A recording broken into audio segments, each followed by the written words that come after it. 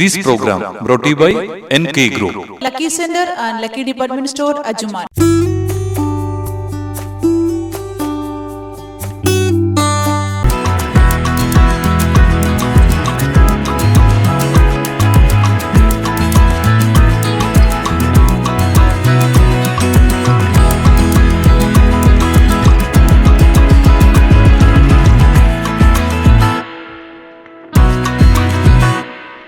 നമസ്കാരം.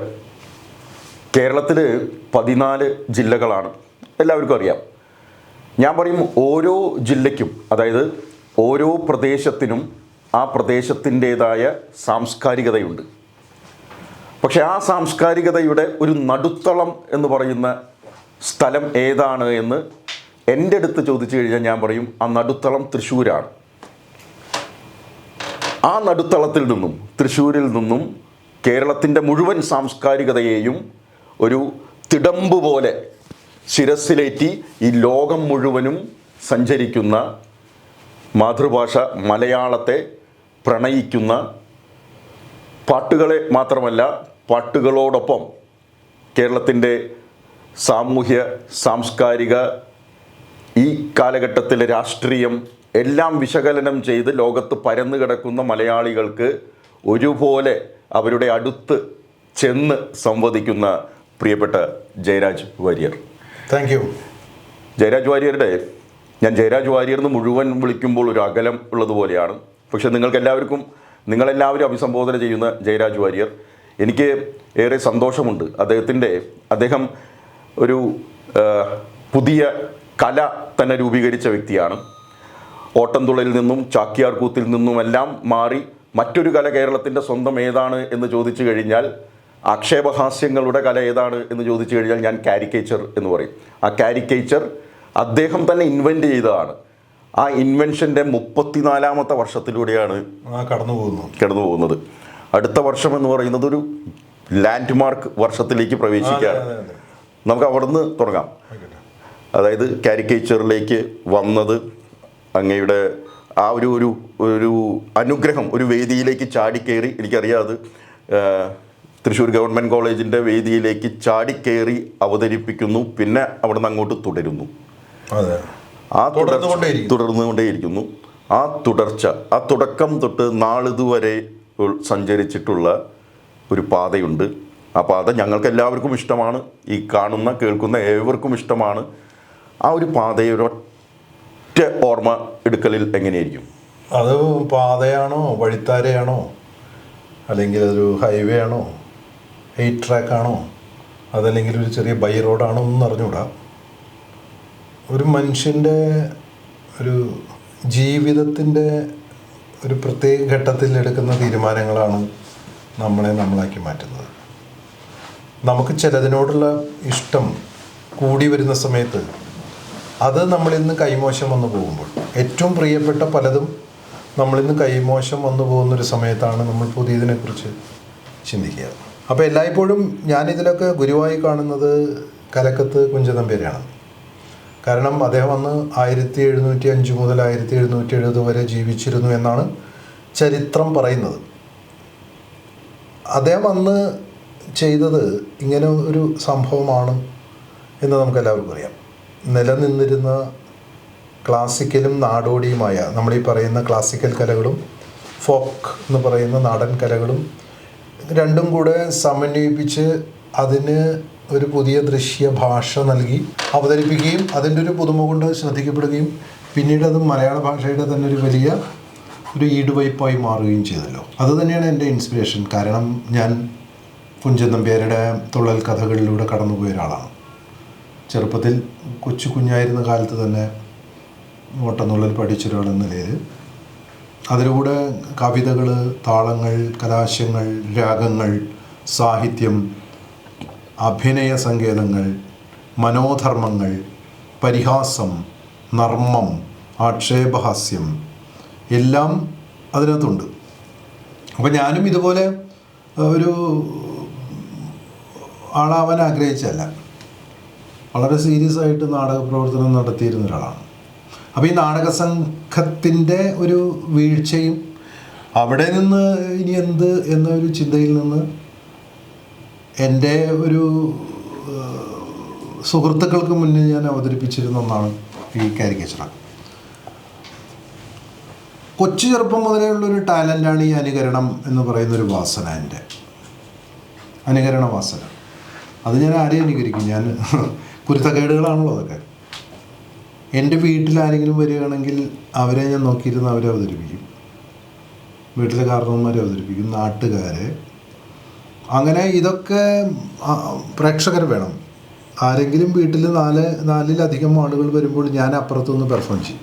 വളരെ സീരിയസ് ആയിട്ടുള്ള കാര്യങ്ങളാണ് അവർ സംസാരിക്കുന്നതെങ്കിൽ എൻ്റെ പ്രകടനത്തിലേക്ക് അവരെ ക്ഷണിക്കുക എന്നതാണ് എൻ്റെ ഒരു ഇൻറ്റൻഷൻ. അങ്ങനെ ഒരു പ്രത്യേക ഘട്ടം വരുമ്പോൾ അവരെന്നെ ശ്രദ്ധിച്ചിരിക്കും, അതുവരെ പെർഫോം ചെയ്യും. അങ്ങനെ എനിക്കൊരു വിളിപ്പേര് വന്നത് കോമാളി എന്നാണ് എന്നെ വിളിച്ചിരുന്നത്.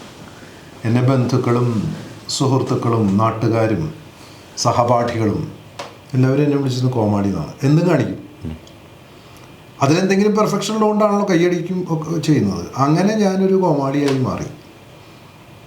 കണ്ണാടിയുടെ മുമ്പിൽ നിന്നുകൊണ്ട് അഭിനയിക്കുക, അനുകരിക്കുക, പാട്ട് പാടുക, ഈ നാട്ടിൻ പുറത്തും ബന്ധുക്കളുടെ ഇടയിലും കാണുന്ന സ്പെഷ്യൽ ഫീച്ചേഴ്സുള്ള ആളുകളെ അനുകരിക്കുക. ഇതിങ്ങനെ ചെയ്ത് എൻ്റെ റിഹേഴ്സൽസാണ് അത്. അങ്ങനെയാണ് ഞാൻ നാടക സംഘത്തിൽ വരുന്നത്. ഈ ഓട്ടംതുള്ളൽ ഞാൻ 3 കഥകൾ പഠിച്ചു വേണുവാശാൻ്റെ അടുത്ത്. അത് കഴിഞ്ഞ് ഞാൻ സ്റ്റേറ്റ് യൂത്ത് ഫെസ്റ്റിവൽ വരെ പങ്കെടുത്തിട്ടുണ്ട്. പിന്നെ ചില ക്ഷേത്രങ്ങളിലൊക്കെ അന്ന് അമ്പലത്തിൽ തുള്ളാൻ പോയിട്ടുണ്ട്. ആശാൻ്റെ കൂടെ പിന്നണിക്കാരനായിട്ട് പോയിട്ടുണ്ട്. അപ്പോൾ അതിലൂടെ നമുക്ക് ഈ വാക്കുകളും എന്താ പറയുക, സംഗീതവും അതിൻ്റെ താളമാണ് പ്രധാനം ഒക്കെ നമ്മുടെ ഉള്ളിലുണ്ട്. അങ്ങനെ ഈ നാടക സംഘത്തിൽ ഞാൻ ജോസ് ചെറുമലിൻ്റെ റൂട്ട് എന്ന് പറയുന്ന നാടക സംഘത്തിൽ ചേർന്ന കാലത്ത്, അതൊരു 83 മുതൽ 90 വരെയുള്ള കാലം, ആ കാലത്ത് ഞാൻ എൻ്റെ കൂട്ടുകാരെ രസിപ്പിക്കാൻ വേണ്ടി അതൊക്കെ ചെയ്തിരുന്നത്. ഈ റിഹേഴ്സൽ വളരെ ശരീരം ഉപയോഗിച്ചുകൊണ്ടുള്ള തിയേറ്ററാണ് നമ്മുടെ, അറിയാലോ. അപ്പോൾ അതിൻ്റെ ഒരു ഇൻ്റർവെല്ലിൽ എൻ്റെ കൂട്ടുകാർ പറയും അത് ചെയ്ത് കാണിക്കുക, ഇത് ചെയ്ത് കാണിക്കുക.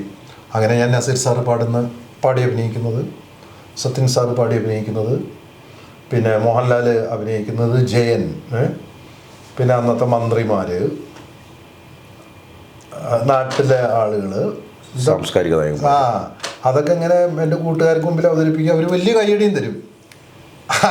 അങ്ങനെ ഇതെങ്ങനെയോ ഒരു കലാരൂപം രൂപപ്പെട്ട് വരികയായിരുന്നു. അപ്പം ഞാനിങ്ങനെ ഇതൊക്കെ പെർഫോം ചെയ്യുന്നുണ്ടെങ്കിലും അതെൻ്റെ ഒരു പ്രധാന ജീവിതോപാധിയായി മാറുമെന്നോ അതിലൂടെ ഞാൻ ഈ 35 വർഷം തികയ്ക്കുമെന്നൊന്നും ആലോചിച്ചിട്ടില്ല. അങ്ങനെ ഒരിക്കൽ ഗവൺമെൻറ് കോളേജ് തൃശ്ശൂർ അവരുടെ യൂണിയൻ ഇനോഗ്രേഷനും ഫൈൻ ആർട്സ് ഇനോഗ്രേഷനും ആണെന്നാണ് എൻ്റെ ഓർമ്മ, 1990. അവിടെ അന്ന് ഭരതവാർഡ് കിട്ടിയ പ്രേംജി അത് ഉദ്ഘാടനം ചെയ്യുന്നു. മറ്റൊരു ചടങ്ങ് എൻ്റെ നാടക ഗുരുവായിട്ടുള്ള ജോസ് ചിറമൽ ഉദ്ഘാടനം ചെയ്യുന്നു. ഇവർ രണ്ടുപേരുടെ പ്രസംഗങ്ങൾ കഴിഞ്ഞ് ഒരു ഗ്യാപ്പ് വന്നു. അവിടെ ഓർക്കസ്ട്ര കീബോർഡ് വായിക്കുന്ന ആളോ ഗിറ്റാർ വായിക്കുന്ന ആളോ ആരോ വരാൻ ലൈറ്റാവുകയാണ്. അപ്പോൾ എൻ്റെ നാട്ടുകാരായിട്ടുള്ള സുഹൃത്തുക്കളാണ് ഇതിൻ്റെ യൂണിയൻ ഭാരവാഹികൾ. അവർ വന്നിട്ട് പറഞ്ഞു എന്തെങ്കിലും സ്റ്റേജിൽ കയറി കാണിക്കണം.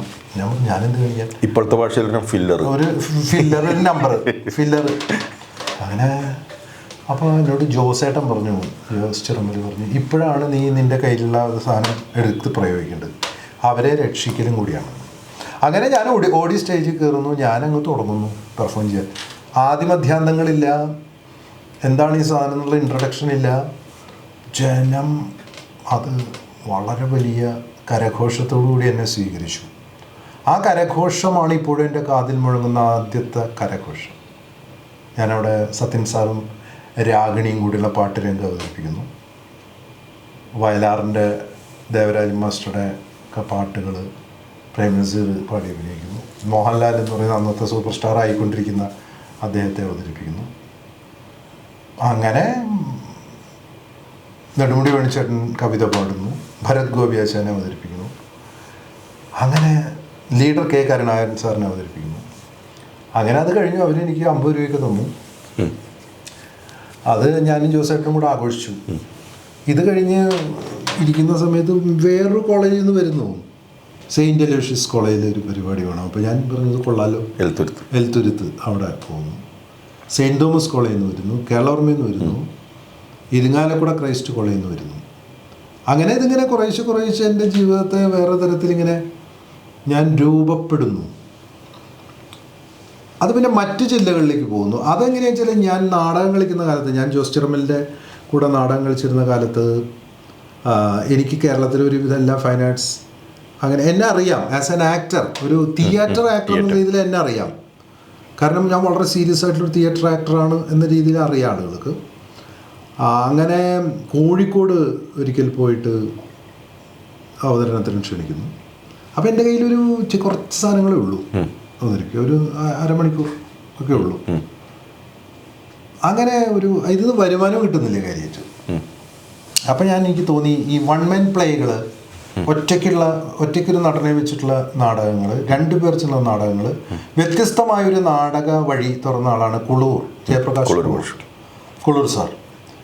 ഞാൻ അദ്ദേഹത്തിൻ്റെ അടുത്ത് പോയിട്ട് പറഞ്ഞു, ഇത് രക്ഷപ്പെടാനുള്ളൊരു മാർഗം പറഞ്ഞു തരണം.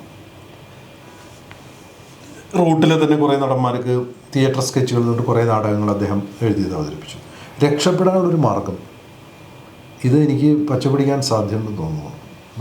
അപ്പോൾ കുളൂർ സാർ എന്നോട് പറഞ്ഞു, നിനക്കറിയാത്തതായിട്ട് എന്താ ഉള്ളത്? നീ കുഞ്ചനമ്പേരെ വിളിച്ചതല്ലേ, അതിലേക്ക് കടക്കൂ. നീ കവിത വായിച്ചിട്ടുള്ളതല്ലേ, കവിതയിലേക്ക് കടക്കൂ, ചൊൽക്കാഴ്ചകൾ അവതരിപ്പിക്കൂ. അങ്ങനെ അദ്ദേഹം നൽകിയൊരു വലിയ ഊർജ്ജമാണ്.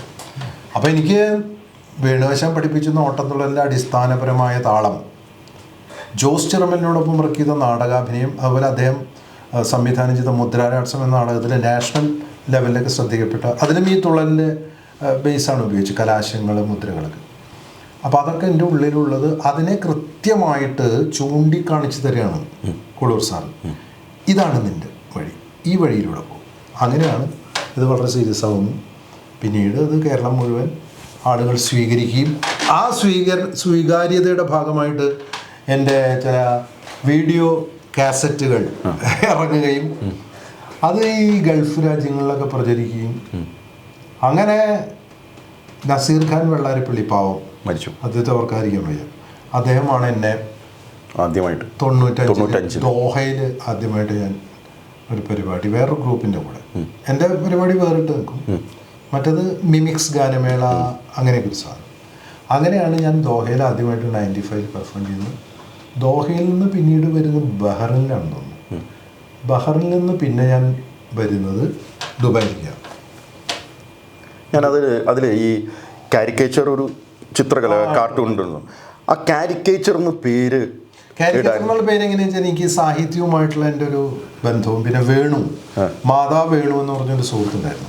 എനിക്കിതിൻ്റെ ഇടയിൽ വേറൊരു നടൻ കൂടി ഉണ്ട്, MR ബാലചന്ദ്രൻ. ഇപ്പോൾ വലിയ കാർട്ടൂണിസ്റ്റാണ്, നിങ്ങളുടെ ട്യൂഷൻ മാഷ്, എൻ്റെ മാഷാണ്, എൻ്റെ ഏറ്റവും അടുത്ത സുഹൃത്താണ്. ഇപ്പോൾ ജോസേട്ടനെ കുറിച്ച് അദ്ദേഹം നാടകപാത എന്ന് പറഞ്ഞിട്ടൊരു വെബ് സീരീസ് ചെയ്യുന്നുണ്ട്. അപ്പോൾ അദ്ദേഹവും ജോസ് ചിറമൽ, MR ബാലേന്ദ്രൻ, ഇവരുടെ ഒരു കോമൺ ഫ്രണ്ടായിരുന്നു മാതാ വേണുവേട്ടെന്ന് പറയും.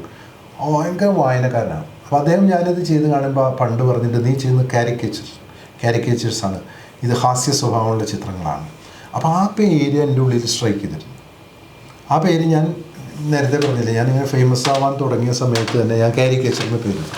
അപ്പോൾ അതിൻ്റെ ഒരു പുതുമ ഇതിന് ഞാൻ ചാർത്തുമായിരുന്നു. അതായത് ഡ്രോയിങ് ഫോമായിട്ടുള്ള കാരിക്കേച്ചറിന് അതിനെ അതിശയോക്തിയോട് കൂടിയുള്ള ഹാസ്യ ചിത്രീകരണം എന്ന് മലയാളത്തിൽ വിവക്ഷിക്കാവുന്ന ഒരർത്ഥം വരുന്ന ഒന്നാണ്. യഥാർത്ഥത്തിൽ നോക്കുമ്പോൾ അത് തന്നെയാണ്. നമ്മൾ ചില പ്രത്യേകതകൾ, ചില ആളുകളുടെ പ്രത്യേകതകൾ അവതരിപ്പിക്കുകയാണല്ലോ.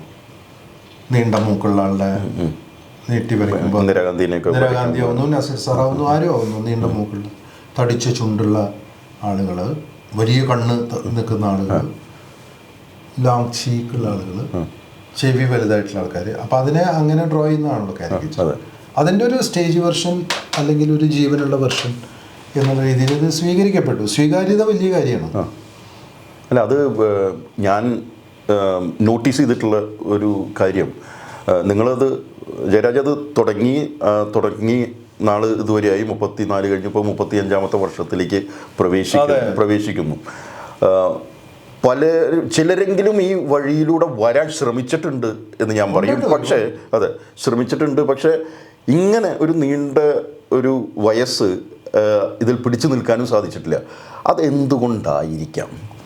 അതെനിക്ക് തോന്നുന്നത്, ഇത് ഒന്നാമത്തെ നമ്മൾ വന്ന വഴി വലിയൊരു പ്രധാനപ്പെട്ട കാര്യമാണ്. പ്രത്യേകിച്ചും ഓട്ടംതുള്ളലിൻ്റെ വഴി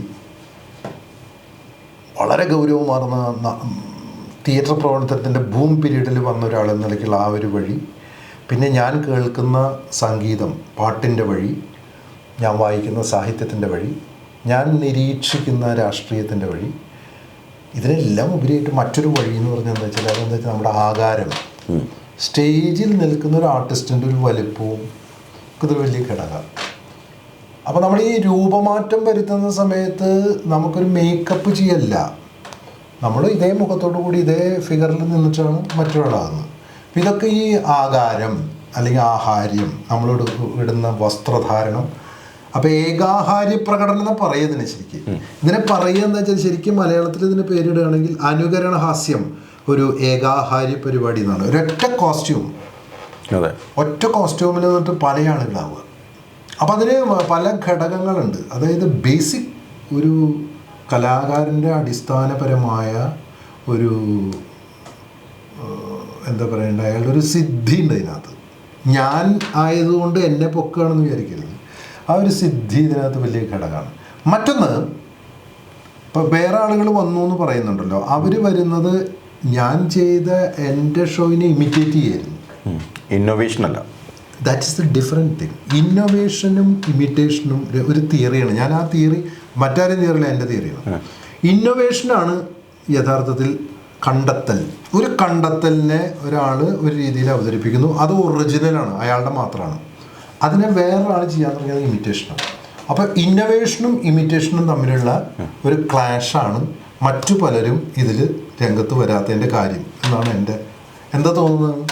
തീർച്ചയായും ഞാനതുകൊണ്ടാണ് ഞാനത് അറിയാൻ വേണ്ടി ഞാനും ആലോചിച്ചു. ഇപ്പോൾ എന്നെ സംബന്ധിച്ച് ഞാൻ വ്യക്തിപരമായിട്ട് പറയുകയാണെങ്കിൽ എനിക്ക് ജയരാജ് ഒരു സുഹൃത്താണ്, സഹോദരനാണ്, ഗുരുവാണ്, പ്രചോദകനാണ് എന്നെല്ലാം ഞാൻ പറയും. പക്ഷെ ഞാൻ ഈ കാരിക്കേച്ചർ അങ്ങനത്തെ ഒരു സംഭവത്തിലല്ല ഞാൻ ഗുരുവായിട്ട് വെച്ചതും. മാത്രമല്ല എൻ്റെ അമ്മയുടെ വിദ്യാർത്ഥിയാണ്.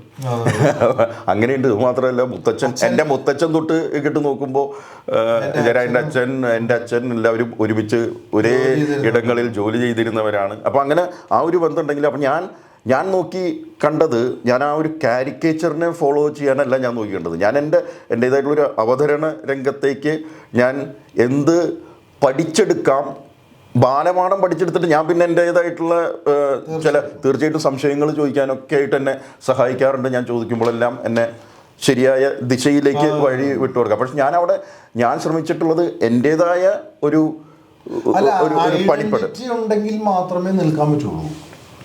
ഒരു കലാരൂപം സൃഷ്ടിക്കപ്പെടുന്നത് അയാളുടെ ഐഡൻറ്റിറ്റിയാണ്. നേരത്തെ പറഞ്ഞ പോലെ ഇന്നോവേഷനാണ്. അതിൽ നമ്മുടേതായ ഒരു സിഗ്നേച്ചർ ചേർത്താൻ കഴിഞ്ഞില്ലെങ്കിൽ നിൽക്കാൻ പറ്റില്ല. ഇപ്പം എല്ലാ അവതാരകരും കേരളത്തിൽ മാത്രമല്ല മലയാളികളോടത്തൊക്കെ എല്ലാ അവതാരകരും എപ്പോഴും ഉപയോഗിക്കുന്ന ഒരു വാക്ക് ആണ് കയ്യടി.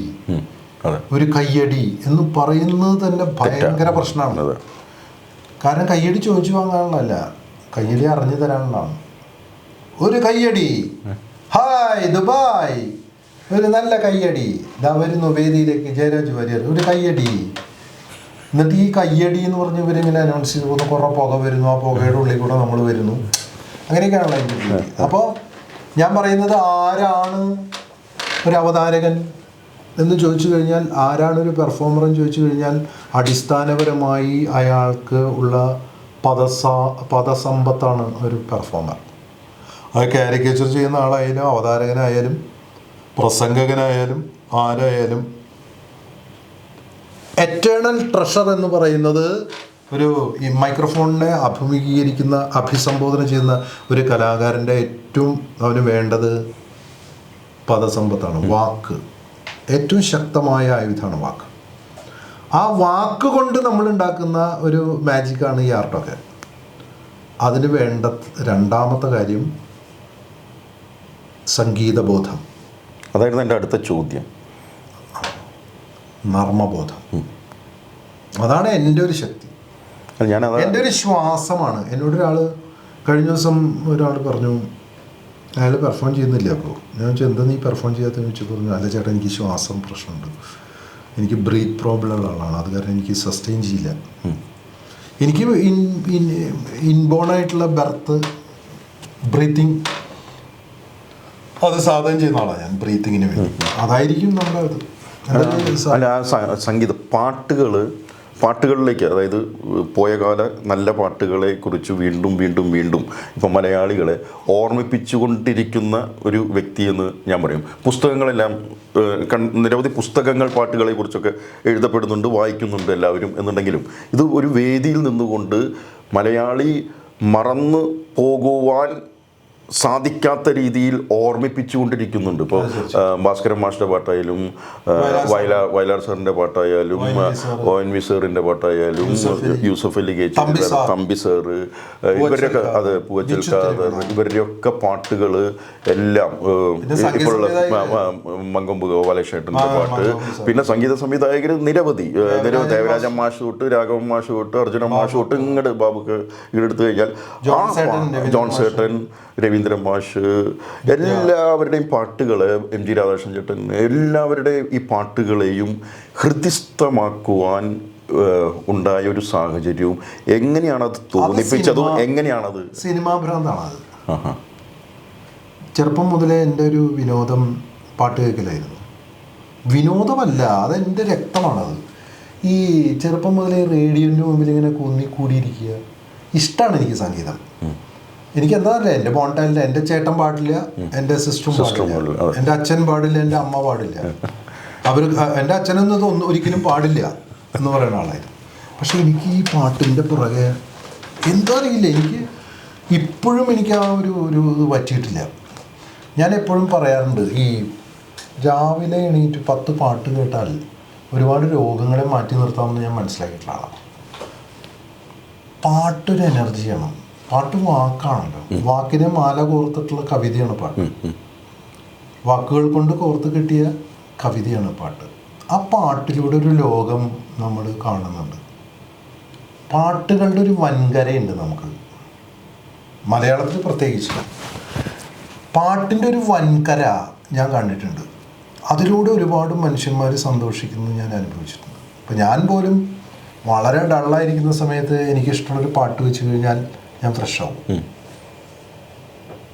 അത് സാമ്യമകന്നൊരു ധ്യാനമേ കൽപ്പകോദ്യാനമേ നിന്റെ കഥകളി മുദ്രയാം കമലതളത്തിൽ ദേവിയുണ്ടോ ദേവി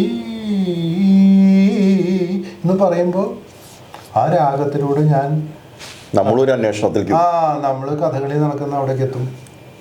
അവിടെ വേഷം കെട്ടി നിൽക്കുന്ന സാമ്യമകന്നൊരു ഉദ്യാനം എന്നുള്ള ഉണ്ണായിവാരുടെ പദം ഓർമ്മ വരും. അവിടെ നടക്കുന്ന അമ്പലത്തിൻ്റെ ഊട്ടുപുരയിൽ നല്ല ഇലയിലെ പായസം കൂട്ടി കഴിക്കുന്ന സദ്യ ഓർമ്മ വരും. അതിനിടയിൽ ആ ദേവി ഉണ്ടോ എന്ന് അന്വേഷിക്കുകയും ചെയ്യും. അല്ല, അതല്ലല്ലോ, ആ ദേവിയെ തിരക്കൽ തന്നെയാണ്. അത് ആ തിരക്കലാണല്ലോ. ഞാൻ പറയാം, ഇപ്പോൾ ഒരു കവിയെ സംബന്ധിച്ചിടത്തോളം ഇപ്പോൾ വയലാർ രാമവർമ്മ ദേവി എന്ന സിനിമയ്ക്ക് വേണ്ടി എഴുതിയ പാട്ടാണെങ്കിലും അതിനകത്ത് അദ്ദേഹത്തിൻ്റെ ഒരു സംസ്കാരം ഉണ്ടായില്ലേ. ഒരു സാധാരണക്കാരനായ മനുഷ്യൻ ഒരു സിനിമയിലെ നായകൻ ചിത്രം വരച്ചിട്ടാണ് ഈ പാട്ട് പാടുന്നത്. പക്ഷെ അതിനകത്തുള്ള സംസ്കാരം ഉണ്ണായിയുടെ സാഹിത്യമാണ്. നളചരിതം എന്ന് പറയുന്ന സാഹിത്യമാണ്. പിന്നെ അതിനുപയോഗിച്ച പദങ്ങളെല്ലാം സംസ്കൃത പദങ്ങളാണ്. മഞ്ജുതരയുടെ മഞ്ഞിൽ മുങ്ങും കുഞ്ചകുടിയിൽ. മഞ്ജുതര എന്താണെന്ന് അറിയാം? ഒരു പാട്ട് കേട്ടിട്ട് ആ പാട്ടിൻ്റെ പിന്നിലുള്ള സംസ്കൃത പദത്തിൻ്റെ അർത്ഥം തേടി പോയവരാണ് ഞാനൊക്കെ. ആ അർത്ഥം അന്വേഷിച്ച് പോവാണ്. എത്രയെത്ര സംസ്കൃത പദങ്ങളാണ് വയലാർ രാമവർമ്മ നിരക്ഷരനും പറഞ്ഞു കൊടുത്തിട്ടുള്ളത്. വയലാർ രാമവർമ്മയോടൊപ്പം ദേവരാജൻ മാസ്റ്ററുള്ള കാരണം അതൊക്കെ ഉണ്ടാകുന്നു കേട്ടോ. വയലാർ രാമവർമ്മയുടെ കവിത അവിടെ എഴുതി വെച്ചിട്ട് കാര്യമില്ല. അതിനെ കരഹരപ്രിയയിൽ, അതല്ലെങ്കിൽ ആഭേരിയിൽ, അതല്ലെങ്കിൽ മോഹനത്തിൽ, അതല്ലെങ്കിൽ രാഗത്തിലേക്ക് പകർത്തണം. രാഗത്തിൻ്റെ അടിസ്ഥാനത്തിൽ ഏറ്റവും ലളിതമാക്കണം. ഏറ്റവും സംസ്കൃത പദങ്ങളുടെ രചന. ചാരുലതേ ചന്ദ്രിക കയ്യിൽ കളഭം നൽകിയ ചൈത്രലതേ എന്ന് പറയുമ്പോൾ ചാരുലതേ ഏറ്റവും സുന്ദരിയായ വള്ളി പോലെ പടരുന്നവളെ. ചന്ദ്രിക കയ്യിൽ എന്ന് പറഞ്ഞ അർത്ഥം കിട്ടില്ല. ഇപ്പോൾ വയലാർ രാമവർമ്മ എഴുതുമ്പോൾ ചാരുലതേ ചന്ദ്രിക കയ്യിൽ കളഭം നൽകിയ ചൈത്രലതേ. പക്ഷെ ഇത് എവിടെയാണ് ദേവരാജൻ മാഷ് മുറിക്കുന്നത്? ചന്ദ്രിക കയ്യിൽ. ചന്ദ്രിക വേറെ, കയ്യ് വേറെ. ചന്ദ്രിക കയ്യിലല്ല, ചന്ദ്രിക കയ്യിൽ കളഭം നൽകിയ, അതായത് ഒരു മുല്ലവള്ളിയോടാവും പറയുന്നത്. ഇങ്ങനെ പോകുന്ന ചന്ദ്രിക കളഭം ഇലയിലേക്ക് കൊടുത്തു. എന്നിട്ട് വളരുന്ന ചൈത്രലത എൻ്റെ മുല്ലപ്പന്തലിൽ നീ പടരും, ആ നിലാവിനെയും ഒക്കെ പിടിച്ചിട്ടാണ് എന്ന് പറഞ്ഞ പോലെ ഇത് ഈ സാധനത്തിലൂടെ അന്വേഷണമാണ്.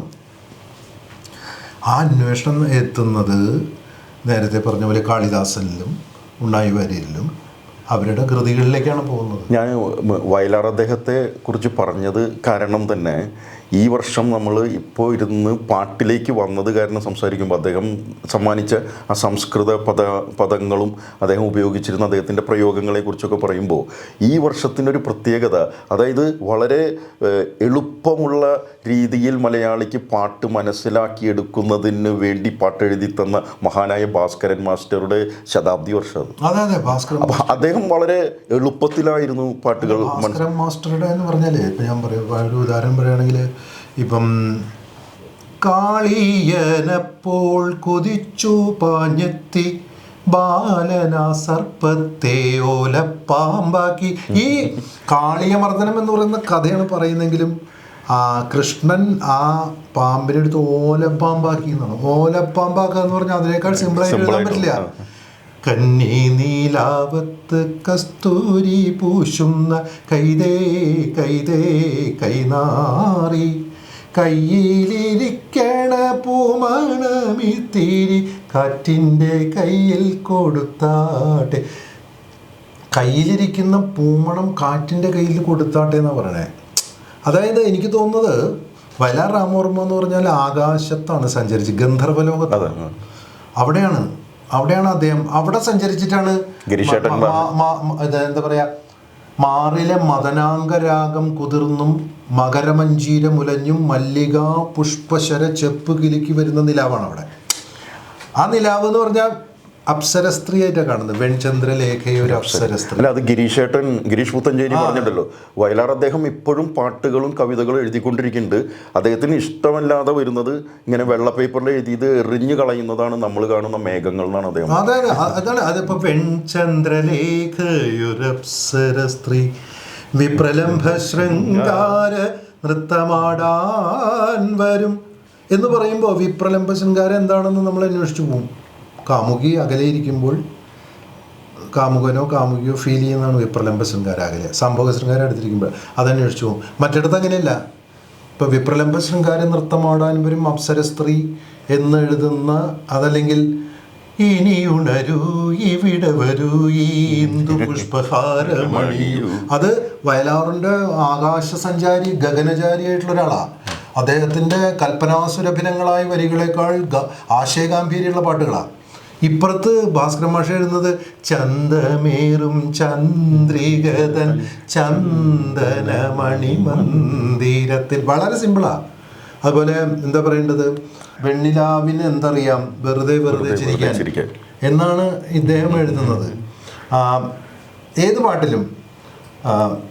അപ്പോൾ ഭാസ്കരൻ മാഷ് കേരളത്തിൻ്റെ നാട്ടിടവഴികളിലൂടെ നടന്ന ആളാണ്. അതുകൊണ്ടാണ് അദ്ദേഹം നാളികേരത്തിൻ്റെ നാട് എന്നൊക്കെ എഴുതിയത്. നാളികേരത്തിൻ്റെ നാട്ടിൽ എനിക്കൊരു നാഴിയിടങ്ങഴി മണ്ണുണ്ട്, മാമ്പലകൾക്കപ്പുറത്തും മരതകപ്പെട്ടിടത്തും മലയാളം എന്നൊരു നാടുണ്ട് എന്നെഴുതി. പക്ഷെ എന്നാലോ വളരെ വലിയ അർത്ഥഗാംഭീര്യമുള്ള പാട്ടുകൾ എഴുതിയിട്ടുണ്ട്. അതായത് കവിത തുളുമ്പുന്ന പാട്ടുകളുണ്ട്. ഒരാൾ ഭൂമിയിലും, പി ഭാസ്കരൻ മാസ്റ്റർ ഭൂമിയിലാണ് നടന്നത്, നമ്മുടെ ചുറ്റുപാടും കാണുമായിരുന്നു. എന്നാൽ വയലാർ എഴുതിയിട്ടുണ്ട് കേട്ടോ, സിമ്പിളായിട്ട്.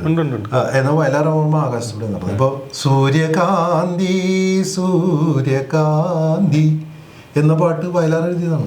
ആകാശത്തോട് നടക്കുമ്പോൾ സൂര്യകാന്തി തിരിഞ്ഞു നോക്കണത് കാണാൻ പറ്റും. അതെ അതെ, ഇദ്ദേഹം സൂര്യകാന്തി സൂര്യകാന്തി സ്വപ്നം കാണുന്നതാരെ. മറ്റയാള് എഴുതിയതാണ് ആമ്പൽ അല്ല കടവിൽ. അവിടെ സൂര്യകാന്തിയെ കുറിച്ച് വയലാർ എഴുതും, ഇവിടെ ആമ്പലിനെ കുറിച്ച്. ആമ്പല് രാത്രിയുടെയും സൂര്യകാന്തി പകലിന്റെയും. താമര താമര എന്ന് പറയുന്ന കൺസെപ്റ്റിനെ കുറിച്ച് രണ്ടുപേരും എഴുതിയിട്ടുണ്ട്. സ്വർണ്ണത്താമര ഇതളിലുറങ്ങും കണ്വതപോവന കന്യക, കാളിദാസന്റെ കവിത വയലാർ. ഇവിടെ ഉണ്ട് താമര. താമരപ്പൂ നീ ദൂരെ കണ്ടു മോഹിച്ചു എന്നിവിടെ എഴുതുന്നു. അപ്പോൾ ഈ എന്നോട് പലരും ചോദിക്കാറുണ്ട് വയലാറിൻ്റെ പാട്ടാണോ ഇഷ്ടം ഭാസ്കരൻ മാഷ്ട പാട്ടാണോ ഇഷ്ടം എന്ന് ചോദിച്ചാൽ പറയും കൺഫ്യൂഷൻ ആക്കരുത്. അതെനിക്ക് ഏതാ മികച്ചെന്ന് എപ്പോഴും പറയാൻ പറ്റിയിട്ടില്ല. രണ്ട് കണ്ണാണ്. പകലും എഴുന്നള്ളിക്കാൻ രാത്രി എഴുന്നള്ളിക്കാൻ. അപ്പോൾ ഈ എന്താ പറയുക, നമ്മൾ ഈ തെക്കേ ഗോപുരനടയാണല്ലോ നമ്മുടെ ഒരു ഏറ്റവും വലിയ വിഷ്വൽ. അവിടെ ഒറ്റയ്ക്കൊരു ആന തിടമ്പ് വെച്ച് എഴുന്നള്ളിച്ച് വരുമ്പോൾ നമ്മളതിൻ്റെ നോക്കി ഇത് രണ്ടും ഒന്നിച്ചാൽ വരിക.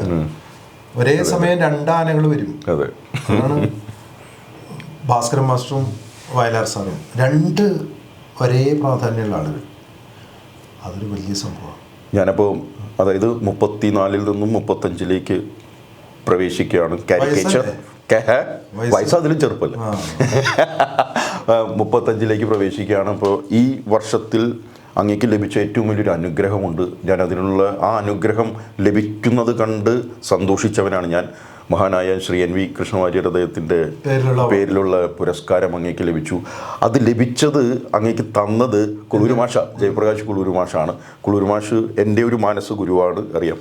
അപ്പോൾ ഇനിയുമേറെ പുരസ്കാരങ്ങൾ ഉണ്ടാകട്ടെ എന്നും ലോകം മുഴുവനും സഞ്ചരിച്ച് അമ്മ മലയാളത്തെ, കേരളത്തിൻ്റെ സംസ്കാരത്തെ ഞാൻ മുൻപേ തുടക്കത്തിൽ പറഞ്ഞതുപോലെ ശിരസിലേറ്റി തിടമ്പാക്കി വെച്ചുകൊണ്ട് നടന്ന് ലോകത്ത് പരന്നു കിടക്കുന്ന മലയാളികളുടെ മുമ്പിലേക്കെല്ലാം ഇനിയുമേറെ എത്തട്ടെ എന്നുള്ളതാണ്. ഓക്കെ.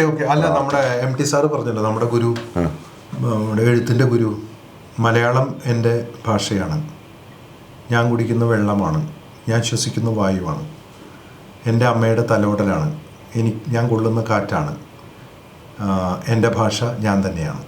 അതാണ് ഇതിൻ്റെ മറുപടി.